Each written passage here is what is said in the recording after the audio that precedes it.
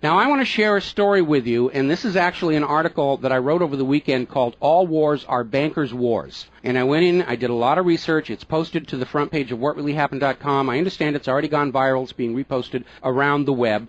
But I wanted to basically tell it to you here on the radio show. And it's a very long story. We're probably going to take the rest of the hour to do it.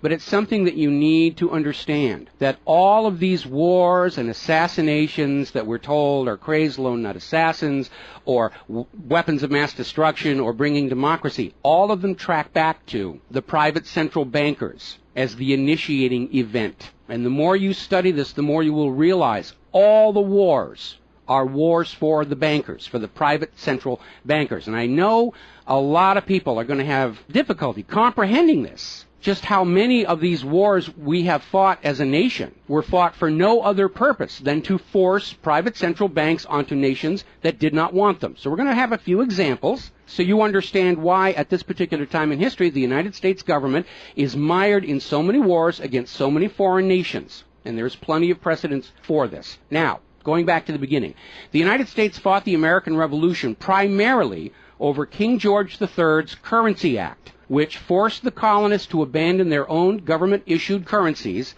and conduct business only using printed banknotes borrowed at interest from the Bank of England. If you go back to the writings of Ben Franklin, direct quote, the refusal of King George III to allow the colonies to operate an honest money system which freed the ordinary man from the clutches of the money manipulators was probably the prime cause of the revolution. That's Ben Franklin. Now, our public schools don't teach that because you're not supposed to know that the bankers were really behind the American Revolution. After the Revolution, the United States adopted a revolutionary, radically different economic system in which the government issued its own value-based currency so that private banks couldn't skim the wealth of the people through interest-bearing banknotes. So the American Revolution was fought primarily to free the American people from King George III's Currency Act, which ordered them to conduct all business using printed banknotes borrowed at interest from the Bank of England. So the Bank of England was just, raking in wealth from the labor of the American people in exchange for ink and paper. And that fueled the anger that led to the American Revolution. Your public schools don't spend a lot of time on that, but that was really what it was all about. So the revolution was over, the United States was born, but the private bankers are nothing if not dedicated to their schemes to acquire other people's wealth, and they knew full well how easy it is to corrupt a nation's leaders. Now, just 1 year after Mayer Amschel Rothschild had uttered his infamous, "Let me issue and control the nation's money, and I care not who makes the laws," private bankers succeeded in setting up a new private central bank called the First Bank of the United States, largely through the efforts of the Rothschilds' chief supporter in the United States, Alexander Hamilton. Now, this First Bank of the United States was founded in 1791, and by the end of its 20-year charter, the First Bank of the United States had almost ruined the nation's economy while enriching the bank's owners.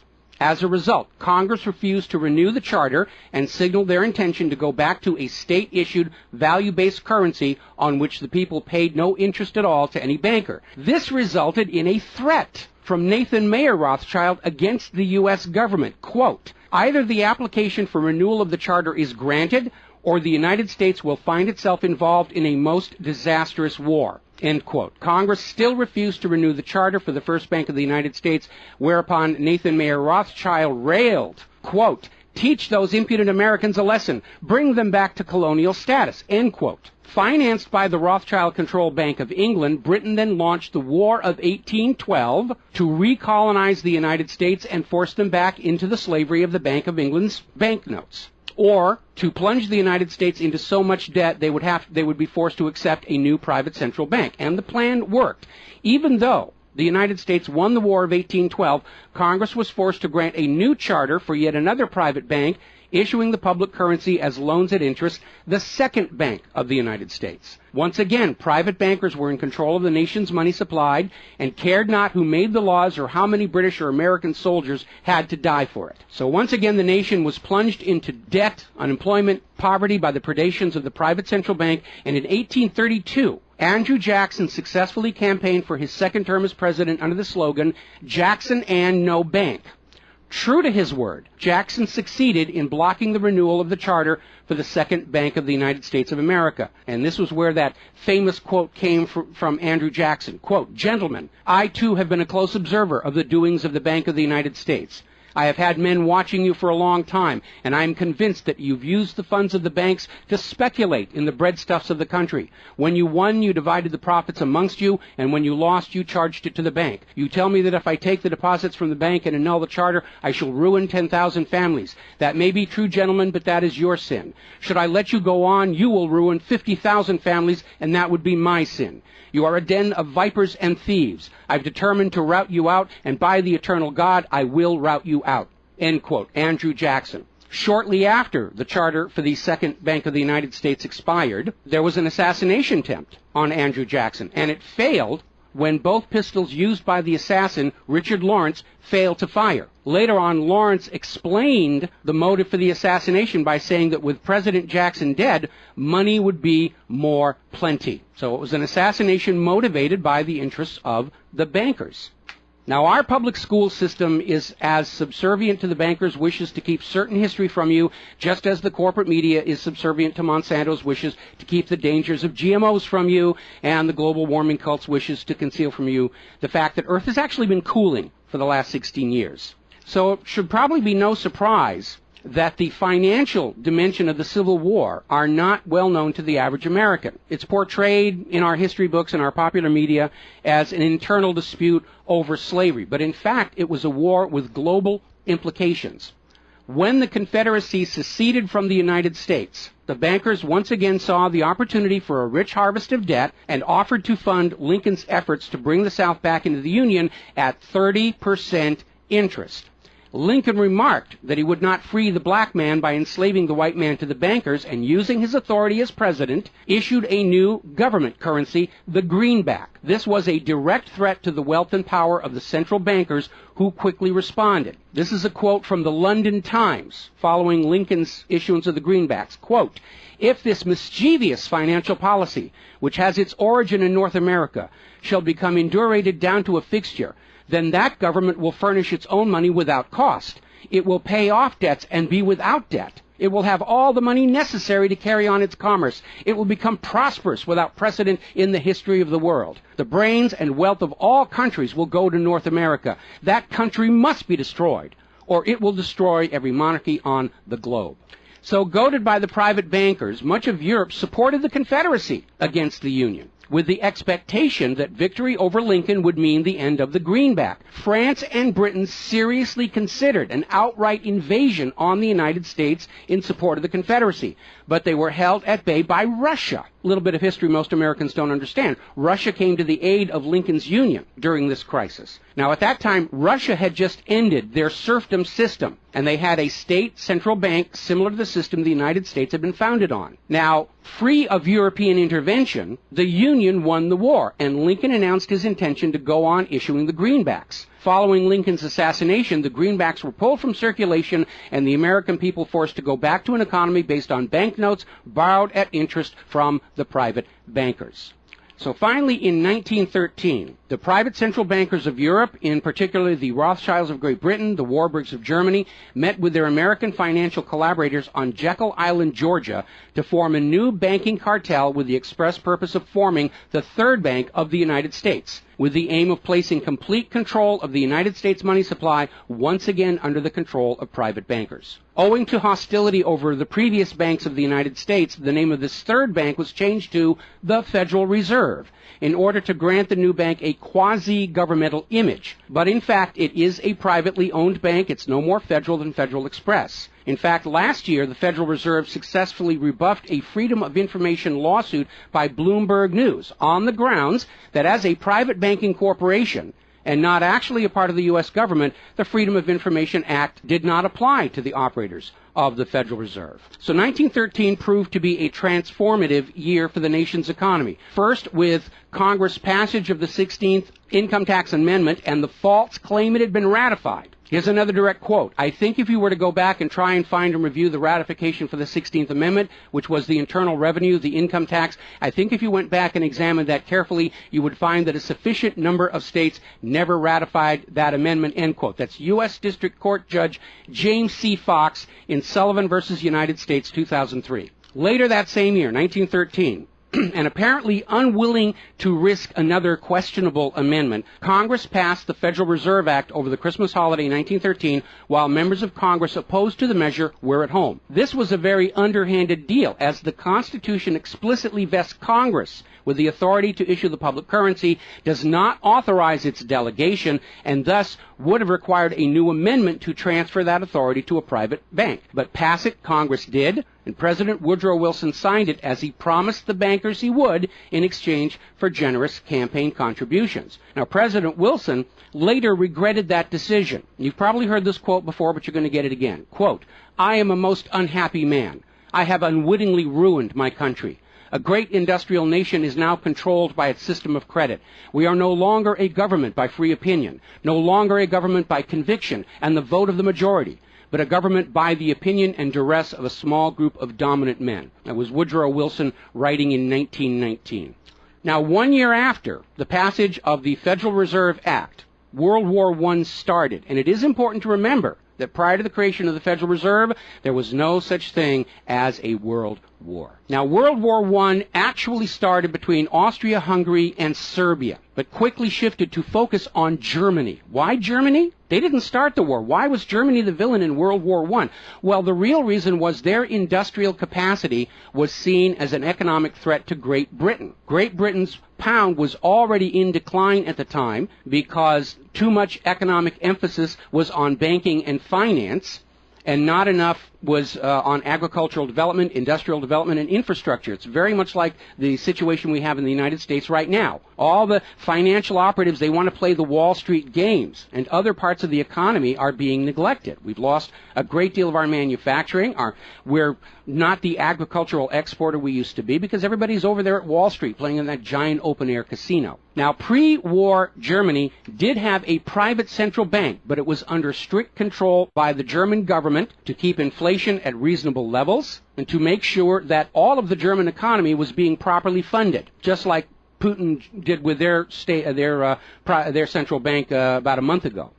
Under government control by the German government, investment was guaranteed to internal economic development, and as a result, Germany had become a major manufacturing technological power. They were exporting products that Great Britain could not compete with. So in the media of the day, Germany was portrayed as the main opponent of World War I. And not just defeated, it was flattened. Now, following the Treaty of Versailles, Germany was ordered to pay the war costs of all the participating nations, even though Germany had not started that war. This amounted to 3 times the value of all of Germany itself.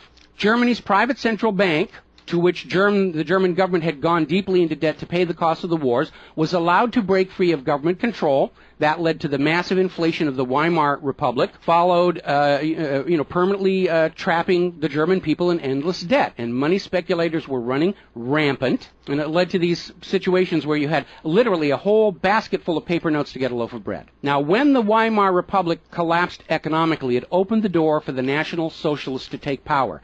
Their first financial move was to issue their own state currency, which was not borrowed from private central banks. It was based on a unit of value, not a unit of debt. Freed from having to pay interest on the money in circulation, Germany blossomed and quickly began to rebuild its industry. It was an amazing transformation to see. The media called it the German miracle. Time magazine lionized Hitler for the amazing improvement of life for the German people and the explosion of German industry, and they even named him Time magazine's Man of the Year in 1938. And then once again, Germany's prosperity and freedom from a private central bank loaning the public currency at interest became a threat to other nations and other powers. I have a couple of quotes here from Winston Churchill that tells you what was really going through the minds of Europe in the years leading up to World War II. Quote, "Should Germany merchandise again," which means do business, "should Germany merchandise again in the next 50 years, we have led this war, World War I, in vain." That was Winston Churchill writing in the Times in 1919. Another quote,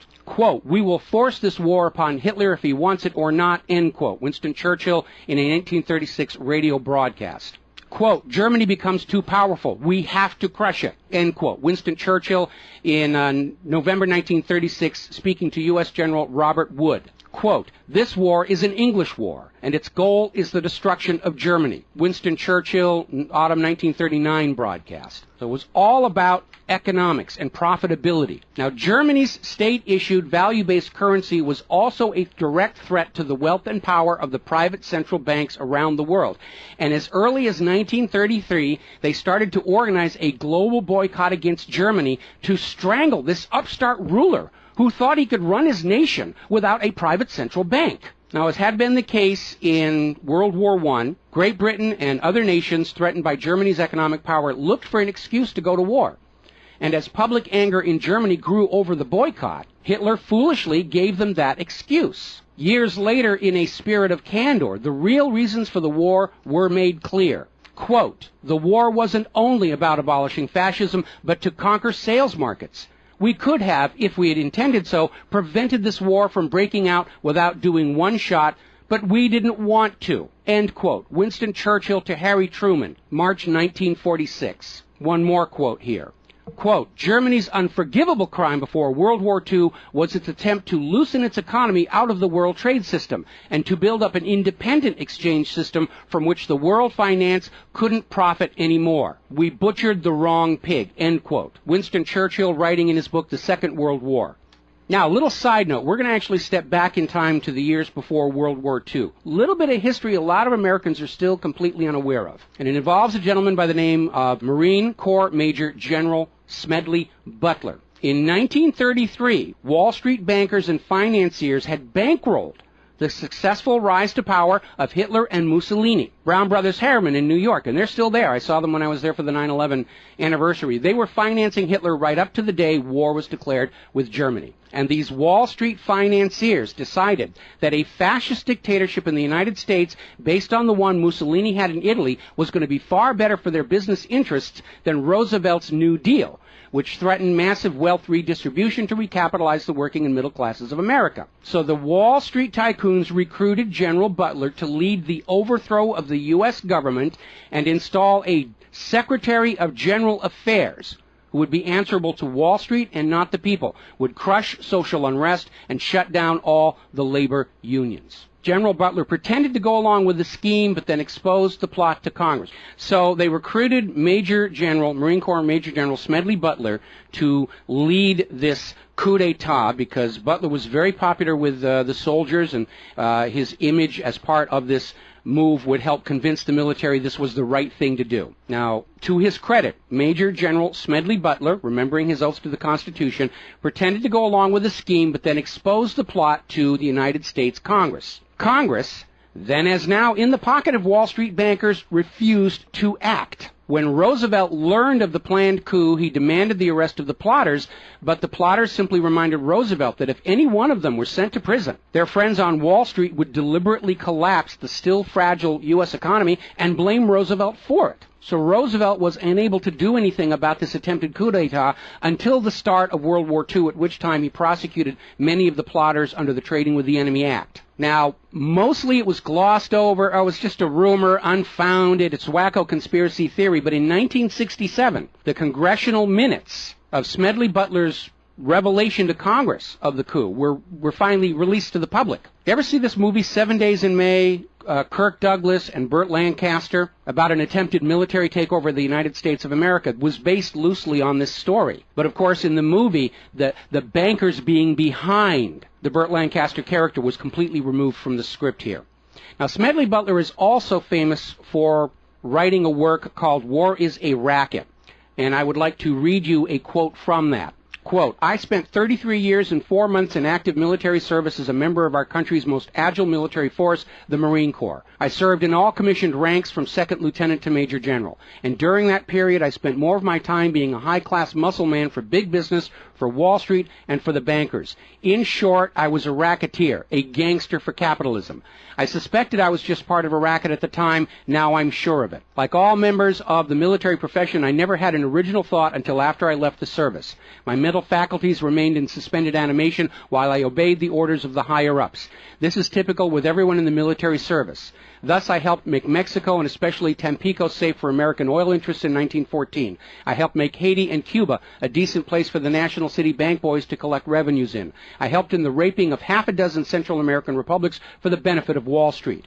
The record of racketeering is long. I helped purify Nicaragua for the International Banking House of Brown Brothers in 1909 through 1912. I brought light to the Dominican Republic for American sugar interests in 1916. In China in 1927, I helped see to it that the Standard Oil went its way unmolested. During those years, I had, as the boys in the back room would say, a swell racket. I was rewarded with honors, medals, and promotion. Looking back on it, I feel I might have given Al Capone a few hints. The best he could do was operate his racket in 3 city districts. I operated on 3 continents. General Smedley Butler, former U.S. Marine Corps Commandant, and he wrote that in 1935. So, now moving forward here. As president, John Fitzgerald Kennedy understood the predatory nature of private central banking.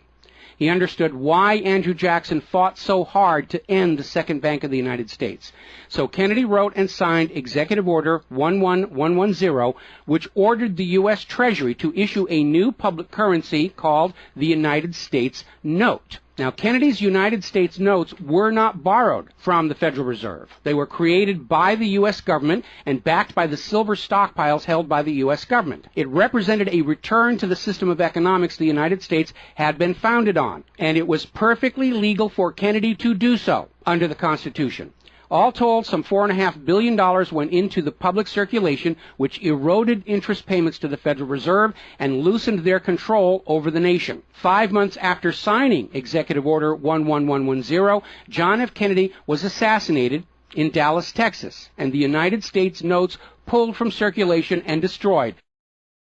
Following Kennedy's assassination, John J. McCloy, president of the Chase Manhattan Bank and president of the World Bank, was named to the Warren Commission. Now, I don't care how good a banker he is, he's not qualified to be investigating a murder, which is what we were told the Warren Commission was all about, to get the truth of the assassination. But we all know that the Warren Commission was there to cover up what was going on, and obviously we can presume safely that John J. McCloy's presence on the Warren Commission was to make sure the American public never got even a hint of the financial dimensions behind the assassination. So, as we enter the 11th year of what I am certain future history will most certainly describe as World War III, we need to examine the financial dimensions behind all these wars. Why are we here? Why are our children being killed and crippled? Is this another war for the profit of the private central bankers? And the answer is yes.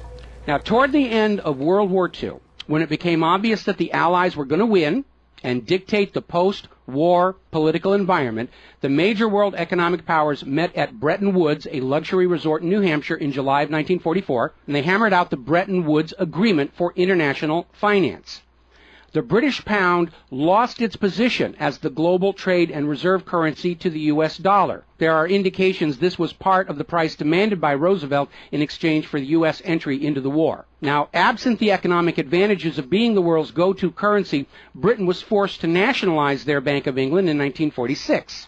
The Bretton Woods Agreement, ratified in 1945, in addition to making the dollar the global reserve and trade currency, obligated the signatory nations to tie their currencies to the dollar. The nations that ratified Bretton Woods did so on 2 conditions. The first was that the Federal Reserve would refrain from overprinting the dollar, basically as a means to loot real products and produce from other nations in exchange for ink and paper. It basically was an imperial tax imposed by the U.S. economic system on the rest of the world. That assurance of no overprinting was supposedly backed up by the second requirement, which was that the U.S. dollar would always be convertible back to gold by the U.S. government at $35 an ounce. Now, of course, the Federal Reserve, being a private bank and not answerable to the U.S. government, did in fact start overprinting paper dollars, which were sent to other nations around the world, and under Bretton Woods, they had to send back products and produce and raw materials at full value. And much of the perceived American prosperity of the 1950s and 60s was the result of these foreign nations having to send real raw materials, goods, produce, back to the United States in exchange for these little pieces of paper with ink all over them, because they were forced to accept these paper notes as being worth $35 per ounce of gold. Then in 1970, France started looking at this huge pile of printed paper notes sitting in their bank vaults. for which real French products like wine and cheese had been traded, and it notified the United States government that they would exercise their option under Bretton Woods to return all those paper notes for gold at the agreed-upon $35 per ounce exchange rate. The problem was the United States had nowhere near the gold to redeem all those paper notes.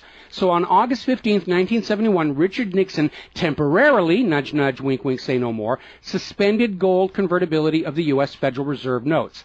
This Nixon shock, as it was termed at the time, effectively ended Bretton Woods, and many global currencies started to delink from the U.S. dollar. And it created another problem because the United States had been collateralizing their loans, money borrowed from other governments and foreign investors, with the American nation's gold reserves. And with the awareness that there wasn't enough gold to redeem all the Federal Reserve notes, lenders to the U.S. were starting to wonder, did the U.S. government have enough gold to collateralize their outstanding debts? Foreign nations began to get very nervous about the loans to the United States, and they were understandably reluctant to loan any additional money without some form of collateral.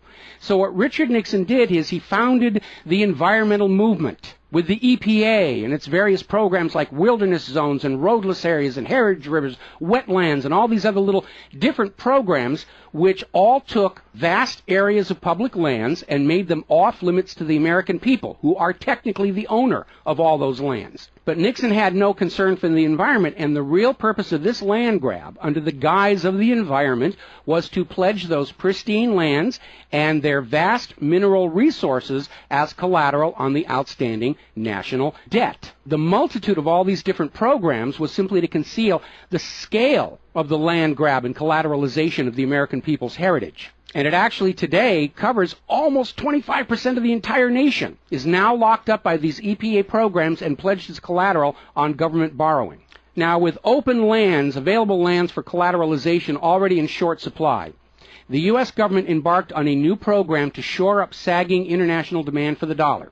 The United States approached the world's oil-producing nations, mostly in the Middle East, and offered them a deal. In exchange for only selling their oil for dollars, the United States would guarantee the military safety of those oil-rich nations. The oil-rich nations would agree to spend and invest their U.S. paper dollars inside the United States, particularly in U.S. Treasury bonds, which would be redeemable through future generations of U.S. taxpayers. The concept was labeled the petrodollar.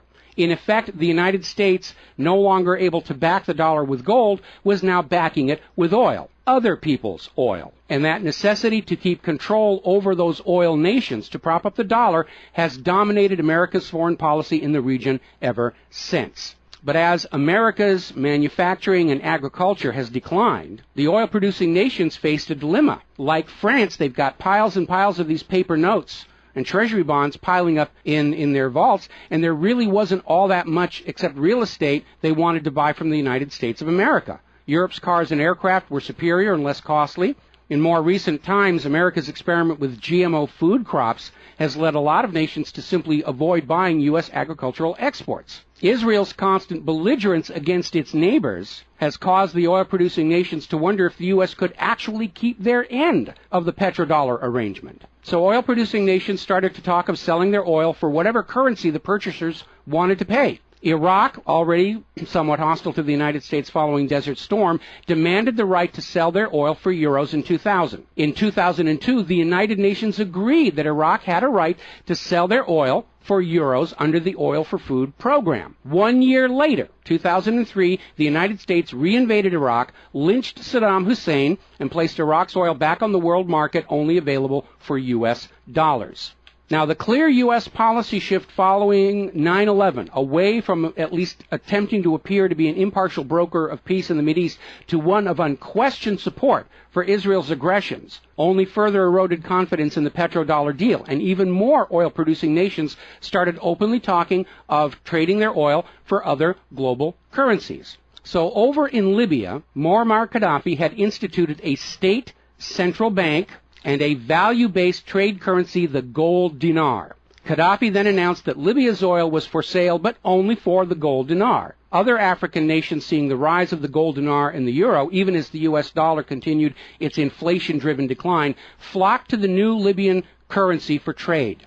This move had the potential to seriously undermine the global hegemony of the dollar. French President Nicolas Sarkozy reportedly went so far as to call Libya a threat to the financial security of the world. So the United States invaded Libya under the guise of supporting a popular rebellion. They brutally murdered Gaddafi, apparently because the object lesson of Saddam's lynching had not been enough of a message, imposed a private central bank, and returned Libya's oil output to dollars only. The gold that was supposed to be made into the gold dinars, as of the last report I could find, unaccounted for. Now, according to General Wesley Clark, the master plan for the dollarification of the world's oil nations included 7 targets: Iraq, Syria, Lebanon, Libya, Somalia, Sudan, and Iran. Venezuela, which has started selling their oil to China for the yuan, seems to be a late addition. What is notable about those original 7 nations targeted by the U.S. is that none of them are members of the Bank of International Settlements. This is the private central banker's private central bank located in Switzerland. That meant that those 7 targeted nations were deciding for themselves how to run their nation's economies rather than submitting to the international private central bankers. Now, of course, the bankers' gun sights are on Iran, which dares to have a government central bank and sell their oil for whatever currency they choose. The war agenda for Iran is, as always, to force Iran's oil to be sold only for dollars and to force them to accept a privately owned central bank. Now, you have been raised by a public school system and a media that constantly assures you that the reasons for all these wars and assassinations are many and varied. We're bringing democracy to the conquered lands. We hear that a lot when actually the U.S. hasn't. The usual result of a U.S. overthrow is the imposition of a pro-business, pro-Wall Street, pro-U.S. dictatorship. Good example, the 1953 CIA overthrow of Iran's democratically elected government of Mohammad Mossadegh and the imposition of the Shah. Or the 1973 CIA overthrow of Chile's elected government of President Salvador Allende and the imposition of the dictator Augusto Pinochet. Another one of the excuses we'll get is we have to save the people from a cruel oppressor. That's the one they're using in Syria right now. Revenge for 9/11. That was a big one going into Iraq. And then later on, President Bush was caught on video saying, no, Iraq had nothing to do with 9/11. And behind all of them, that tired, worn-out, catch-all excuse for invasion, weapons of mass destruction. Assassinations are always passed off as crazed lone nuts to obscure the real agenda. And the real agenda of the bankers is very simple. It is enslavement of the people by creation of a false sense of obligation. Now, that obligation is false because the private central banking system by design creates more debt than money with which to pay the debt. There is no way out the way it's set up. It's impossible to escape as long as you're playing by their rules. And you need to understand, private central banking is not science. It is a religion. It's a set of arbitrary rules created to benefit the priesthood, meaning the bankers, and it is supported only because people believe this is the way it's supposed to be.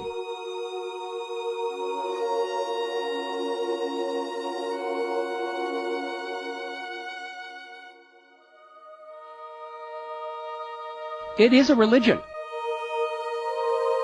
It's a set of arbitrary rules created to benefit the priesthood, meaning the owners of the private central banks. The fraud persists with often lethal results only because the people are brainwashed into believing that this is the way life is supposed to be, and no alternative exists or should even be dreamt of.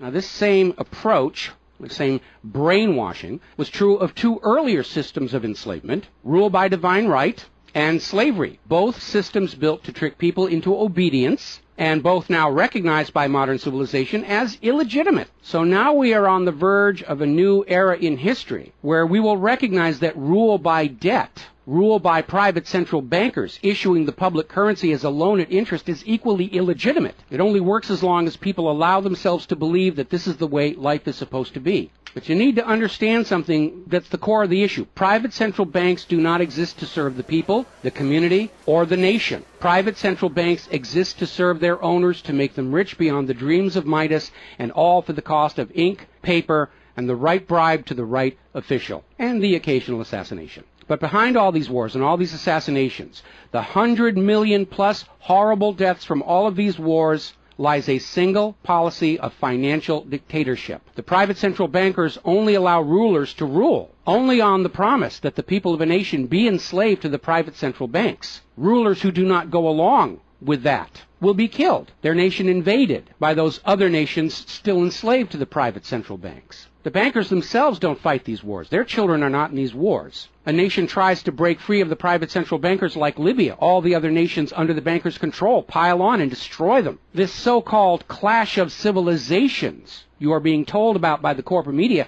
it's really a war between banking systems, with the private central bankers forcing themselves onto the rest of the world, no matter how many millions must die for it. The constant hate-mongering against Muslims you see in the corporate media lies in a simple fact. Like the ancient Christians, prior to the Knights Templars, Muslims forbid usury or the lending of money at interest because they saw in ancient times, like Rome, how these banking practices could destroy an entire society. And that is the reason our government media insists that Muslims have to be hated and killed and converted. They refuse to submit to currencies loaned at interest. They refuse to be debt slaves.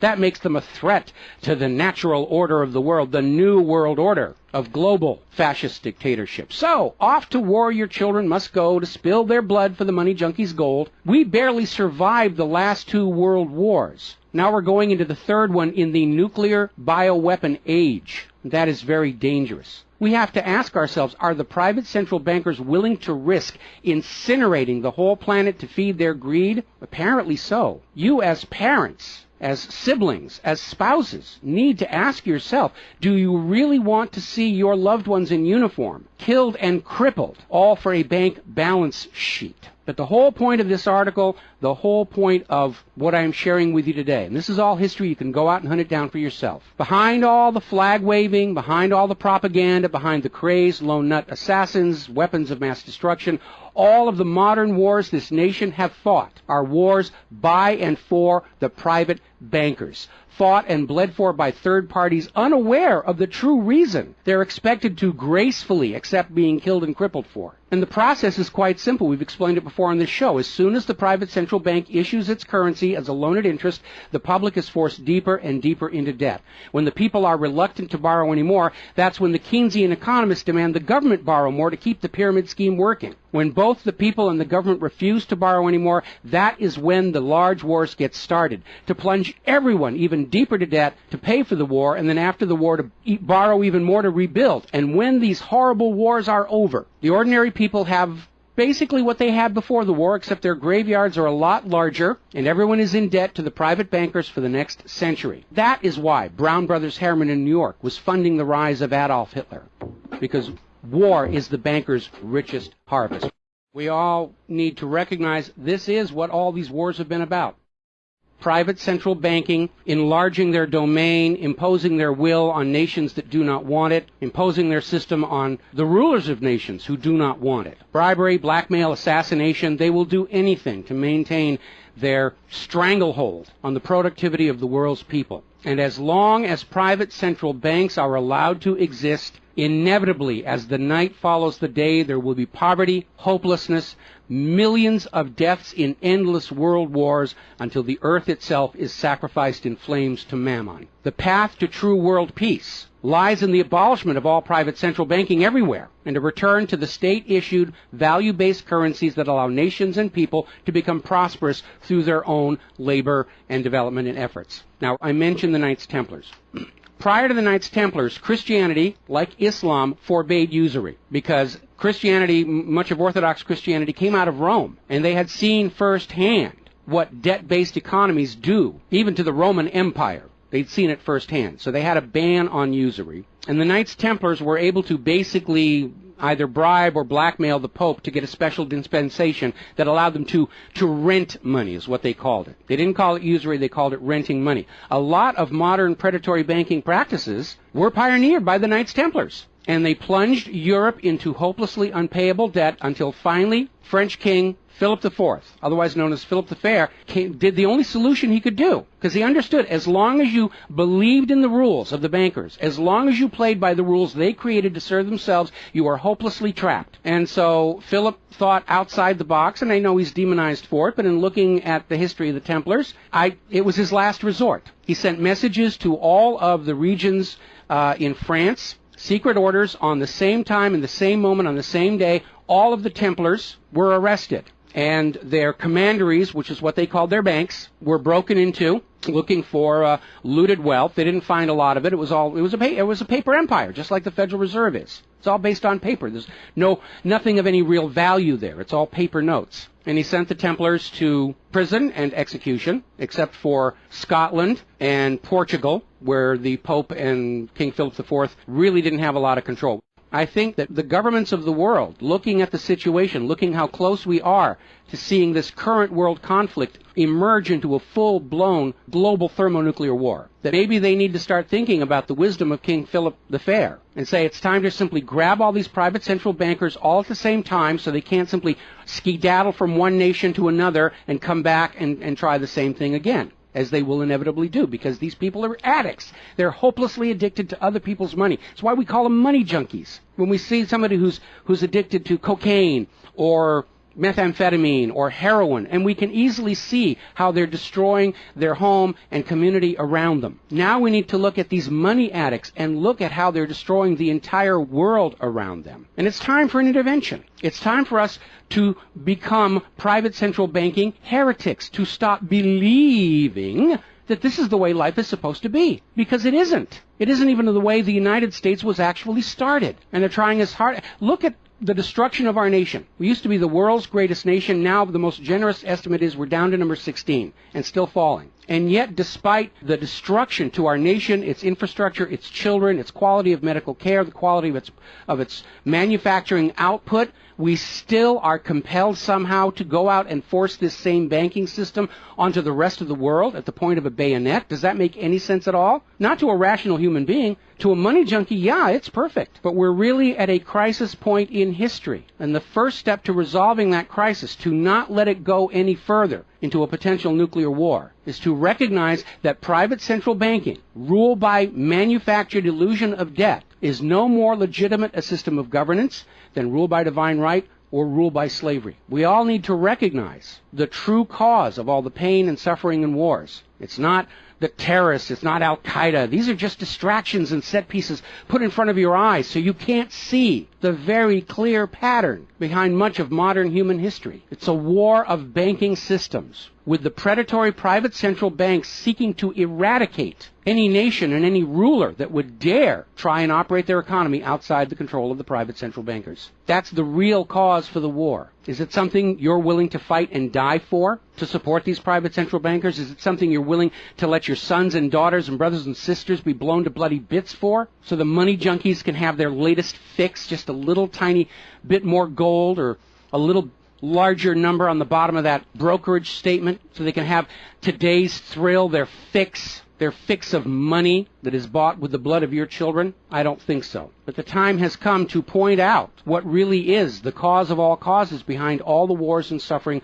that our planet is having to endure and our people are having to endure. The common enemy of all humankind are private central banks issuing the public currency as a loan at interest. And as history will show, they will do anything, up to and including global wars, to keep their lock on yours and your children's future economic well-being and productivity. We're not a free society. Media will tell us that we're free, but we're not free. We are slaves. Our slave chains are made of paper, and that paper is the Federal Reserve note. Too few of our leaders have tried to stand up to this system of enslavement, usually with lethal results. But if all the people of the world at the same time stand up and say no more private central banks, it will come crashing down, just as slavery did, just as rule by divine right did, and then we'll be embarking on a new era in human history, where the emphasis on social development is on the people and not on the money junkies.